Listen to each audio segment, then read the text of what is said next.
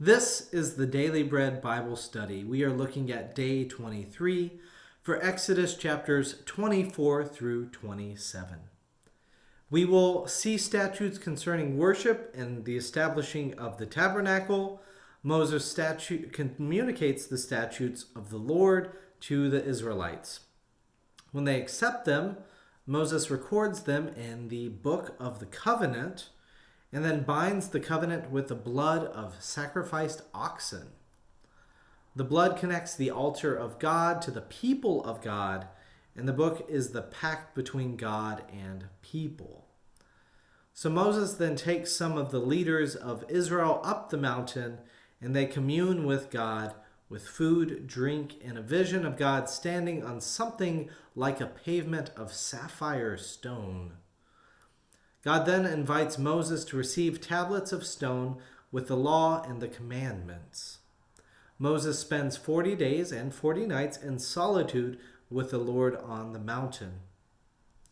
In Exodus chapters 25, 26, and 27, I'll just go over it a little bit more. Now, while on the cloud atop the mountain, the Lord gives more than just these rules. In Exodus 25, verse 8, "And have them make me a sanctuary, so that I may dwell among them, in accordance with all that I show you concerning the pattern of the tabernacle and of all its furniture, so you shall make it."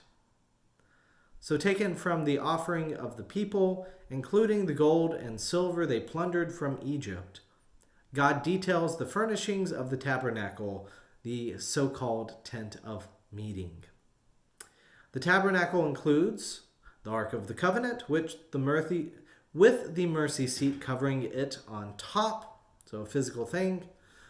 The table of the bread of the presence, with the lampstand, the altar of burnt offering, a court and meeting area, and other items for worship, including oil, water, fire, and etc. Now, for the best study that you can have here, I would recommend that you just do a Google image search and be able to Google the phrase, the tabernacle of Moses, and you will find a visual layout of the tabernacle there as well.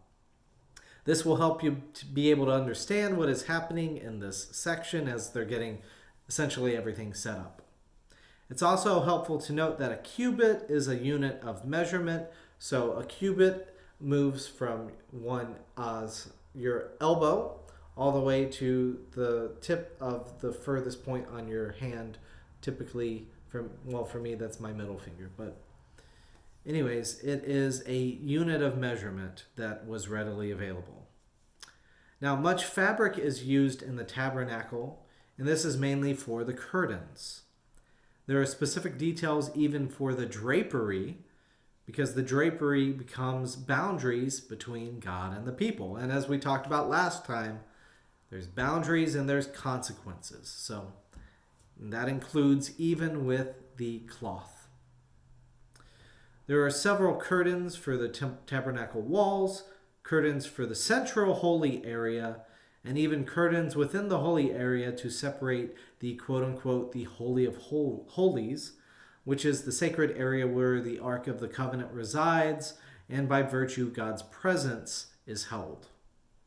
Now the Ark of the Covenant contains the tablets engraved with the Lord's commandments, aka the 10 Commandments, among some other sacred items. Now, one point I do not understand is why God moves from requesting simply made altars to this really intricate altar in the tabernacle. So in Exodus 20, verse 25, we're reminded, "But if you make for me an altar of stone, do not build it of hewn stones, for if you use a chisel upon it, you profane it." So things kind of change a little bit. My first impression is that God wants any altar outside the tabernacle to just look common for use. If the tabernacle is ornate and different, then the worship experience will feel unique. And this is just my kind of best guess of why there is a difference in the chapters so close together. Anyways, That's all I have for today. Next time, we will mainly focus on the priestly role within the tent of meeting.